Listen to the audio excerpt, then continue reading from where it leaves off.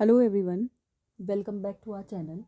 तो जैसा कि आप लोगों को पता है, जो हमारा पूरी यूनिट 4 जो इसने डाली हुई है उसमें क्या है, उसमें इसने जो सोशली डिसएडवांटेज ग्रुप्स हैं उनको डाला है। जैसे कि इसमें एसटी, एससी, गर्ल्स और ट्रांसजेंडर गर्ल्स और कुछ डिसेबल्ड क्राइटेरियाज भी इसमें डाले हुए हैं। तो यहाँ पे हम ये सारी चीज़ें जिसमें कवर हो जाएंगी वो है आपकी NEP 2020, यानी कि नेशनल एजुकेशन पॉलिसी 2020। तो थोड़ा सा बात कर लेते हैं इसके बारे में। तो देखिए 29 जुलाई 2020 को जो हमारा मानव संसाधन विकास मंत्री जी जो थे, रमेश पोखरियाल निशंक जी, यानी कि MHRD मिनिस्टर जो थे रमेश पोखरियाल निशंक जी, उनके द्वारा बनाई गई थी ये शिक्षा नीति। उनके मतलब उनके द्वारा घोषणा की गई थी, नहीं बनाई नहीं गई थी। जो कि 34 साल पुरानी जो हमारी राष्ट्रीय शिक्षा नीति थी, यानी कि 34 ईयर्स ओल्ड हमारी जो नेशनल एजुकेशन पॉलिसी थी 1986 वाली, उसको आगे प्रतिस्थापित करते हुए आई। इससे पहले आप याद रखेंगे और भी नेशनल पॉलिसी ऑफ एजुकेशन आ चुकी हैं। ये तीसरी नेशनल एजुकेशन पॉलिसी है। इससे पहले कौन कौन सी आ गई हैं आपको बता दूं। सबसे पहले आई थी आपकी 1968 में, फिर आई 1986 में, फिर 1986 वाली 1992 में रिवाइज होके आई क्योंकि इसमें कुछ संशोधन किया गया था। ये तीसरी है आपकी 2020 वाली। तो इतनी चीज़ें तो हमें क्लियर होनी चाहिए। इसके बाद बात करते हैं कि भारत की पहली शिक्षा नीति है क्या? नहीं, तो ये भारत की तीसरी शिक्षा नीति है। जो भारत की पहली, क्वेश्चन किस किस तरीके से, पहली शिक्षा नीति कौन सी थी भारत की? जो आई आपकी 1968 में, ठीक है। उस टाइम पर को अगर हम बात करें, देखिए अलग अलग शिक्षा नीतियां जब आई है ना, तब अलग अलग क्या थे, यहाँ पे प्रधानमंत्री थे, ठीक है। इंदिरा गांधी जी उस टाइम पे प्रधानमंत्री थी। उसके बाद बात करें 1986 में, तो 1986 में राजीव गांधी जी थे। इसके बाद जब 1986 में राजीव गांधी थे ना, तो 10+2+3 एजुकेशन क्या हो गई थी इस टाइम पे, लागू थी। फिर 1992 में जब संशोधन हुआ, तब PV नरसिम्हा राव ने दूसरी शिक्षा नीति में संशोधन किया था, यानी कि 1986 वाली में। तो अब बात करते हैं, ये जो हमारी तीसरी है, स्वतंत्र भारत के बाद ये तीसरी हमारी शिक्षा नीति है जो NEP 2020 है। इतना तो हमें याद रखना है। अब हमने इसी को क्यों चूज़ करा, इससे पहले ऊपर बहुत सारे टॉपिक थे, क्योंकि ये एक ऐसा टॉपिक, इसमें लगभग आपके जो ऊपर टॉपिक दिया हुआ है यूनिट 4 में 80% टॉपिक आपके खुद ही सॉल्व हो जाएंगे, सब इसके अंदर है। बात करते हैं SDGs की, यानी कि सोशली डिसएडवांटेज ग्रुप्स की। उसके बारे में इसमें बात की गई है, ठीक है, कि सोशली डिसएडवांटेज ग्रुप्स जो हैं उनकी एजुकेशन में सुधार करने के लिए हमें क्या क्या चीज़ें ज़रूरी हैं और क्या क्या चीज़ें किया जा सकता है। तो पहली चीज़ें जो जो हमारा इंपॉर्टेंट टर्म है वो हम याद रखेंगे कि ये जो हमारी इससे पहले जितनी भी पॉलिसीज़ थी, वो जो पॉलिसीज़ थी, जैसे कि चाहे वो 1986 की हो, 1992 की हो, 1992 में जो रिवाइज आई हो, सभी क्या कर रहे थे, अपने हिसाब से सही सही डील करने की कोशिश कर रहे थे। लेकिन जो पुरानी पॉलिसीज़ थी उसमें एक जो डेवलपमेंट था, मेन डेवलपमेंट का काम जो उसने किया वो क्या था, right to free and compulsory education act जो इसमें इम्प्लीमेंट किया था यार, वो बहुत इसने काम की चीज़ की थी। लेकिन क्या वो सभी के लिए पर्याप्त मात्रा में काम कर रहा था? अगर काम करता तो क्या नई पॉलिसी लाने की ज़रूरत पड़ती? तो ध्यान से देखिएगा, नेशनल एजुकेशन पॉलिसी 2020 में क्या बात की गई है, creative imagination with sound ethical moving and values. बच्चा जो है, बच्चे में क्रिएटिविटी होनी चाहिए, क्रिएटिविटी होनी चाहिए। बच्चा एथिकल चीज़ें सीखे, जो एथिकल चीज़ें सीखेगा आज वो कल के लिए अपने देश का एक अच्छा नागरिक बनेगा, ठीक है। जो क्रिएटिव होगा, जो ब्रेन स्टॉर्मिंग माइंड रखेगा, वो आगे जाके नए नए इन्वेंशंस में पार्टिसिपेट करेगा, या कुछ कुछ न कुछ जिस क्षेत्र में भी वो चाहता होगा कुछ नया करेगा। तो यहाँ पर को recognising, identifying and fostering the unique capabilities of each student. कुछ जो गाइड प्रिंसिपल्स हम कह सकते हैं, यहाँ गाइड यहाँ पे दी गई है, वो क्या क्या है कि आपको चेक करना है, कि पता करना है आपको कि यूनिक कैपेबिलिटी क्या है बच्चे की। हर बच्चे में अलग अलग कैपेबिलिटी होती है, कोई स्पोर्ट्स में अच्छा होता है, कोई एजुकेशन डिपार्टमेंट में अच्छा होता है, मतलब हर बंदा की कोई ना कोई क्या होती है, अपनी स्पेसिफिक इंटरेस्ट होते हैं। according to highest priority to achieving foundational literacy and numeracy by all student by grade 3। तो देखिए इससे पहले हम बात करते थे 10 + 2 + 3, यहाँ पे बात करते हैं 5 + 3 + 3 + 4। ठीक है, तो ये हमें याद रखना है। अब इसमें क्या है, इसमें ये दिया है ग्रेड 3 से, जब बच्चा क्लास 3 में है तभी उसमें ऐसी फाउंडेशन डालनी है कि लिटरेसी और न्यूमरेसी तो क्या हो उसको समझ में आए। मतलब कि मैथमेटिकल चीज़ें भी वो थोड़ा बहुत करना जाने। देखिए बहुत ज़्यादा मैथमेटिकल तो नहीं हो सकता ना, लेकिन थॉट प्रोसेस का तो मैथमेटाइजेशन किया जा सकता है। इस तरीके से हमें पढ़ाना है। अगला है फ्लेक्सिबिलिटी, यानी कि लचीलापन होना चाहिए। कोई सेपरेशन नहीं करना है आपको किसी भी हिसाब से। अगला है multi disciplinary and holistic education. Multi disciplinary का मतलब क्या होता है कि अलग अलग सब्जेक्ट को अलग अलग सब्जेक्ट के साथ मर्ज आउट करके पढ़ा देना। जैसे कि आप लोगों को भी पता भी है, जो नए रूल्स जो हमारे चेंजेस हुए हैं नए रूल्स में, उसमें स्पेसिफिक चीज़ें क्या हुई हैं कि आप मैथ्स वाले हैं तो आप मैथ्स के साथ साथ हिस्ट्री भी पढ़ सकते हैं, इस तरीके की चीज़ें। इसके बाद है एम्फेसिस ऑन कॉन्सेप्चुअल अंडरस्टैंडिंग। खाली रटाना नहीं है, कॉन्सेप्चुअल अंडरस्टैंडिंग पे ध्यान देना है। क्रिएटिविटी और क्रिटिकल थिंकिंग पे ध्यान देना है, मतलब खुद बच्चा खोज के सीखे। Ethics and human constitution value मैंने आपको पहले ही बता दिया। जो बच्चा अपनी अभी से देखेगा कि यार अपनी जो सोसाइटी है उसके लिए उसमें कैसे घुलना मिलना है, स्कूल में जो चीज़ें हैं वो डेमोक्रेटिक स्पिरिट को समझेगा, स्कूल में कॉपरेशन देगा, तो वो आगे जाके कॉन्स्टिट्यूशनल वैल्यूज़ को भी और समझेगा। ठीक है, इसके बाद promoting multilingualism and the power of language. Multilingualism को प्रमोट करना। ठीक है, जैसे कि आपको पता भी है, बार बार सीटेट में क्वेश्चन आता है, मल्टीलिंगुअलिज्म इज एन एसेट। तो ये याद रखना है हमें। बहुभाषिता क्या है, एक आपके लिए मतलब अच्छा ही काम करेगी। ठीक है, life skills such as communication, cooperation, team work and resilience. अब देखिए ये भी सारी चीज़ें बच्चा स्कूल से ही सीखता है। बोलना मतलब खाली बोलना नहीं, किस तरीके से सामने वाला बोल रहा है तो आप आंसर देंगे, कोऑपरेशन की भावना एक दूसरे में, टीम वर्क, ये सब। Focus on regular formative assessment of learning, जो रेगुलर बेसिस पे जो लर्निंग हो रही है उसको असेस किया जाए। ये एक्सटेंसिव यूज़ ऑफ टेक्नोलॉजी, और टेक्नोलॉजी जो हमारी इतनी बढ़ती जा रही है उसका यूज़ करना। ठीक है, जैसे कि लिए किस लिए, टीचिंग और लर्निंग के लिए, रिमूविंग लैंग्वेज बैरियर्स। देखिए बहुत सारे बच्चों की अलग अलग तरीके, रीजनल लैंग्वेज जो होती है सब जगह की अलग अलग होती है, तो उस तरीके से लैंग्वेज बैरियर्स को भी हटाया जा सकता है। इंक्रीजिंग एसेस फॉर दिव्यांग स्टूडेंट्स। देखिए जैसे कि आँख में प्रॉब्लम है तो वो ऑडियो के थ्रू सुनेगा, जिसके कान में है उसको विजुअली दिखाया जा सकता है। इस तरीके से ऑडियो विजुअल एड्स जो हमारे यूज़ किए जा सकते हैं। Full equity and inclusion. Equity मतलब सभी एक समान हों। जैसे कि आप लोगों ने ध्यान दिया होगा, इक्वालिटी और इक्विटी में अंतर। इक्वालिटी का मतलब होता है कोई कह देगा लड़का लड़की क्या है आपस में बराबर हैं, ठीक है, बॉय इक्वल्स टू गर्ल्स, लेकिन ऐसा तो रियल लाइफ में होता नहीं है। फिजिकल अपीयरेंस और सारी चीज़ों को अगर ध्यान में दें तो, लेकिन अगर हम बात करें कि गर्ल्स को क्या दे दिया गया है, कहीं कहीं 33% रिजर्वेशन और कहीं कहीं 50% रिजर्वेशन जो दिया जाता है, ये तो चुनाव वगैरह की बात हो गई है। तो ये क्यों दिया गया है, ताकि क्या है दोनों का स्तर क्या आए, एक समान आए। ठीक है, ये भी यहाँ से उठ के क्या आ जाए, यहाँ आ जाए। तो आगे बात करते हैं। ये मैंने एक एग्जांपल दिया, ऐसे एजुकेशन पे भी किया जाता है। A light but tight regulatory framework, जिसमें कि किस चीज़ के बारे में बात की गई है, इंटीग्रिटी हो, ट्रांसपेरेंसी हो, कोई अंदर से छल कपट, या मतलब कह सकते हैं आप कि बायसनेस ना आए किसी भी चीज़ में। रिसोर्स एफिशिएंसी, रिसोर्सेज क्या हों, रिसोर्सेज सही हों, हर स्कूल में इंफ्रास्ट्रक्चर सारी चीज़ें सही हों। Outstanding research as a corequisite for outstanding education development. तो देखिए रिसर्च भी बहुत क्या होनी चाहिए, अच्छी होनी चाहिए। ये सारी चीज़ों की क्या क्या, गुड गवर्नेंस, एम्पावरमेंट, सारी चीज़ें स्कूल के लिए तहत होना चाहिए। कॉन्टीन्यूस रिव्यू ऑफ प्रोग्रेस, बच्चा कैसा कर रहा है उसका कॉन्टीन्यूस असेसमेंट होना भी ज़रूरी है। तो आई होप यहाँ तक आपको चीज़ें बिल्कुल समझ में आ रही हो। अब बात करते हैं विज़न ऑफ द पॉलिसी क्या है। तो देखिए सबसे पहली बात तो हम बात करते हैं जो स्कूल एजुकेशन थी हमारा, जो 10+2 स्कूल, देखिए आप 10+2 बोलते थे 12 तक को बार बार, उसको हटा के क्या कर दिया गया है, 5+3+3+4 कर दिया गया है, वो भी 3 से 18 साल तक के बच्चों के लिए। ठीक है, अब ज़रा ध्यान से यहाँ पे हम देख लेते हैं एज जो है,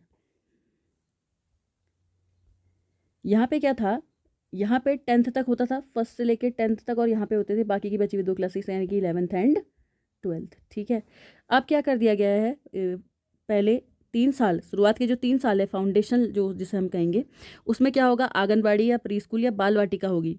ये 3 से 6 साल तक के बच्चों के लिए होगा। इसके बाद बात करें तो 2 साल का इसमें क्लास 1 और 2 होगा, इसलिए 5 आ गया, 3 + 2 5 शुरुआत वाला, ठीक है।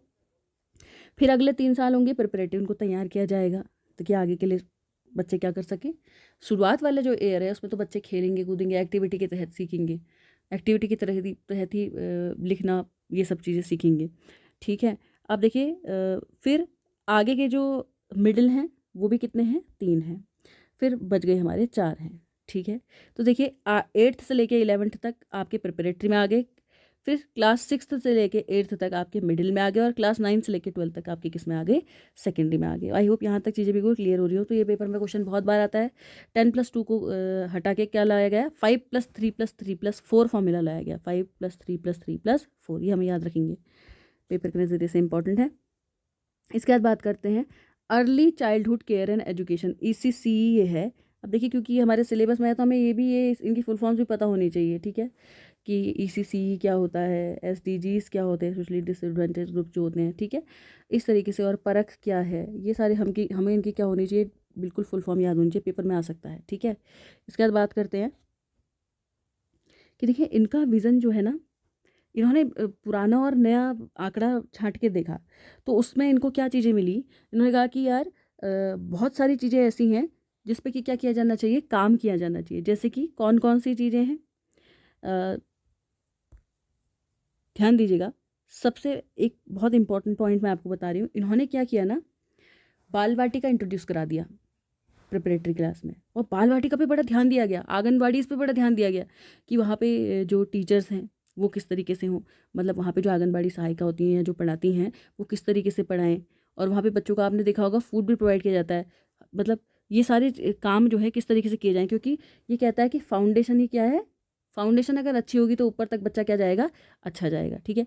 सबसे ज़्यादा ज़रूरी काम एक इसके तहत ये किया गया था।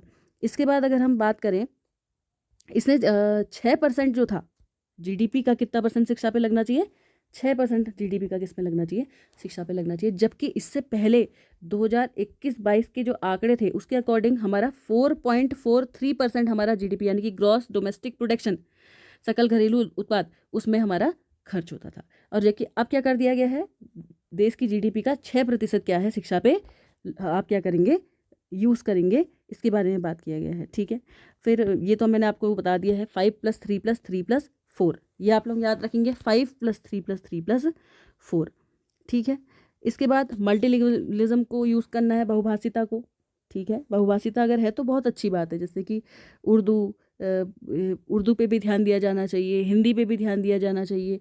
किसी की आप अलग अलग रीजनल लैंग्वेज अलग अलग जगह की अलग अलग है तो उस पर भी आप क्या कर सकते हैं, वो भी बोल सकते हैं। जैसे इंग्लिश भी इंपॉर्टेंट है, इंग्लिश पे भी क्या दिया गया है, स्पेशली ध्यान दिया गया है, ठीक है। इसके बाद बात करते हैं कि एक तो 6% GDP वाला आप लोग याद रखेंगे, एक इम्पॉर्टेंट पॉइंट है। और इसमें NCERT SCERT सबसे कंसल्ट करके बहुत सारी क्या की गई, एक 360 डिग्री मल्टी डायमेंशनल रिपोर्ट बनाई गई, पूरा 360 डिग्री असेसमेंट बच्चे का हो। 360 डिग्री का मतलब ये होता है कि चारों तरफ से, जैसे एक जो सर्किल होता है हमारा, वृत्त होता है, इसका पूरा बनने वाला कोण क्या होता है, 90 90 90 90 360, यानी कि हर जगह से क्या होना चाहिए, असेसमेंट होना चाहिए। एक बहुत और इम्पॉर्टेंट बात इसमें कही गई, यूनिवर्सलाइजेशन ऑफ एजुकेशन के बारे में भी इसमें बात की गई है, शिक्षा का सार्वभौमिककरण, ठीक है, यूनिवर्सलाइजेशन ऑफ एजुकेशन, ठीक है, इसके बारे में भी इसके तहत क्या की गई है, बात की गई है। अब परख इसने बनाई, इसके तहत एक इन्होंने बॉडी प्रपोज की, जिस जो नेशनल असेसमेंट सेंटर कहा जाएगा, जिसका नाम है परख। इसका फुल फॉर्म है performance assessment review and analysis of knowledge for holistic development. पूरा सर्वांगीण विकास के लिए क्या किया जाएगा, परफॉर्मेंस देखा जाएगा, आकलन किया जाएगा उसका, उसके बाद रिव्यू दिया जाएगा, फिर एनालिसिस किया जाएगा कि नॉलेज कितनी है ओवरऑल, ठीक है। तो ये बॉडी बनाई गई। और एक और चीज़, MHRD का नाम क्या कर दिया गया, MHRD का नाम बदल के MHRD का नाम रिप्लेस कर दिया गया एजुकेशन मिनिस्ट्री से, शिक्षा मंत्रालय बना दिया गया उसका नाम, ठीक है। अब टीचर्स के बारे में भी इसने बात की है कि टीचर्स जैसे कि टेट क्वालिफाइड होना चाहिए और BEd की डिग्री कितने टाइम की होनी चाहिए, ये सारी चीज़ें बात की गई हैं इसमें, ठीक है। इसके बाद बात करते हैं कॉन्टीन्यूस प्रोफेशनल डेवलपमेंट। हाँ, इसके साथ साथ एक ये भी बात इसने की गई है कि अगर एक टीचर है ना, उसका अगर मतलब साल में एक बार तो कम से कम वो क्या क्या लेगा, ट्रेनिंग दी जाएगी उसको। ठीक है, तो जैसे कि आप लोग देखते भी होंगे बहुत सारे टीचर्स ट्रेनिंग में जाते हैं और जॉब लगने के बाद भी, वो इसीलिए ताकि उनको सीडीपी क्या होती रहे, अपडेट होती रहे। इस सारी चीज़ों पे भी क्या किया गया, काम किया गया। ठीक है, और इसके बारे में भी बात की गई जो आपका जो 4 ईयर का अब जो इंटीग्रेटेड बीएड आ रहा है वो किस तरीके से होगा। ठीक है, अगर उसमें इंसान ने 1 ईयर पास कर लिया है तो क्या क्या कहलाएगा, 2 ईयर पास कर लिया तब क्या कहलाएगा, 3 ईयर में क्या कहलाएगा और 4 ईयर में क्या कहलाएगा। ठीक है, 4 ईयर में तो पूरा उसका उसको क्या हो जाएगा, ग्रेजुएशन के साथ साथ आपकी जो पोस्ट ग्रेजुएशन है पीजी है वो भी कवर हो जाएगी। 3 ईयर में उसको क्या कहेंगे, ग्रेजुएशन कहेंगे। सेकेंड ईयर में उसको क्या कहेंगे और फर्स्ट ईयर में क्या कहेंगे। तो इसमें डिप्लोमा कहेंगे और सेकेंड ईयर में क्या कहेंगे, ये आप कमेंट करके ज़रूर बताइएगा। ठीक है, ये एक बात इसके तहत की गई। एसएमसी और एसएमसी की फुल फॉर्म भी हम याद रखेंगे। एसएमसी की फुल फॉर्म है स्कूल मैनेजमेंट कमेटी। ठीक है, और एसडीपी की फुल फॉर्म भी स्कूल डेवलपमेंट प्लान, ये हम याद रखेंगे। एसएसएसए है स्कूल स्टैंडर्ड्स अथॉरिटी, ये भी क्योंकि हमारे लिए नया है तो हम याद रखेंगे। और ये भी याद रखेंगे कि एमएचआरडी को बदल के क्या कर दिया गया, एजुकेशन मिनिस्ट्री। ठीक है, और एक और चीज़ इसने मेनली ध्यान दिया कि जो ड्रॉप आउट्स हो रहे हैं ना, ड्रॉप आउट्स जो हो रहे हैं, इसे ध्यान दिया 8th तक तो ठीक है, उसके बाद ड्रॉप आउट शुरू हो रहे हैं। इस ड्रॉप आउट्स को कम करने के लिए क्या किया जा सकता है, इस पर भी इसने क्या करी है, चर्चा करी है। ठीक है, ये इम्पॉर्टेंट पॉइंट जो था, सबसे ज़्यादा इम्पॉर्टेंट पॉइंट मैं आपको बता चुकी पहले ही कि 6% जो है जीडीपी का हमारा यूज़ का था, जो कि पहले 4.43% हमारे जीडीपी का क्या हो रहा था, लगभग यूज़ हो रहा था। ठीक है, और अब ये मैंने आपको बता दिया था कि एमएचआरडी को क्या रिप्लेस कर दिया, किससे, मिनिस्ट्री ऑफ एजुकेशन से।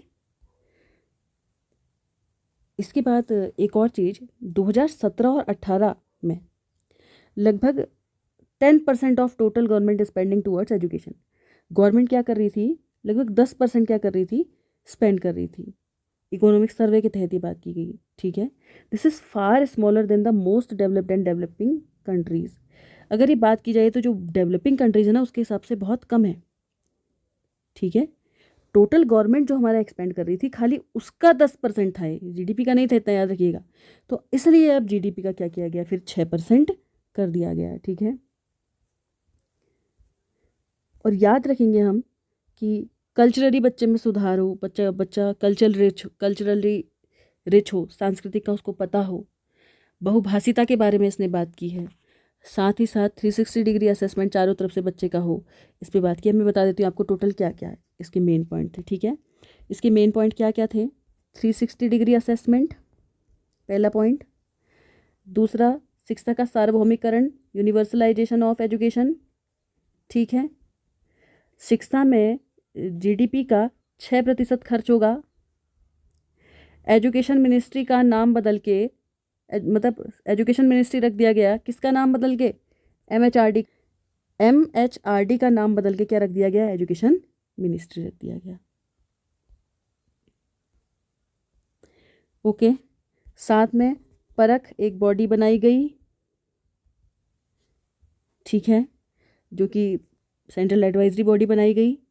इसके साथ साथ 5+3+3+4 का फॉर्मूला है। एफ फाउंडेशनल प्रिपरेटरी मिडिल, और यहाँ पे क्या है, कमेंट सेक्शन में ज़रूर बताइएगा। ठीक है, इसके बाद क्या और क्या क्या इसमें बताया गया है। इसके साथ साथ टीचर एजुकेशन के बारे में बात की गई है। बताया गया है कि अगर आप 1 ईयर का है, 2 ईयर का है, 3 ईयर का है, 4 ईयर का है, आप करते हैं इंटीग्रेटेड एजुकेशन के अंदर, तो उसको क्या बोला जाएगा। ये एक इम्पॉर्टेंट पॉइंट है। इसके साथ साथ ये बताया गया है कि एसडीजीज जो हैं, सोशली डिसएडवांटेज ग्रुप्स जो हैं, अभी हमारे जो टॉपिक इसमें दिया गया है सोशली डिसएडवांटेज ग्रुप्स, जो हमारा एसडीजी भी आप इसको कह सकते हैं, सोशली और इकोनॉमिकली क्या है, एसडीजे सोशली और इकोनॉमिकली डिसएडवांटेज ग्रुप जो है, उसके तहत हमारा जो सिलेबस एडवांटेज ग्रुप जो है उसके तहत आपकी सारी चीज़ें आ जाएंगी। कौन कौन सी, आपकी ट्रांसजेंडर गर्ल्स आ जाएंगी। ठीक है, फर्स्ट। इसके साथ साथ आपका क्या आ जाएगा इसमें, SC ST, schedule caste, schedule tribe और विमेन। ठीक है, जो कि क्या है, और लिंग्विस्टिकली भी अगर कोई क्या है, भाषाई तौर से भी अगर कोई क्या है वो पिछड़ा हुआ है। तो ये सारी चीज़ें इसके अंदर डाली गई। तो कैसा लगा आपको आज का ये सेशन? कमेंट सेक्शन में ज़रूर बताइएगा। Thank you very much.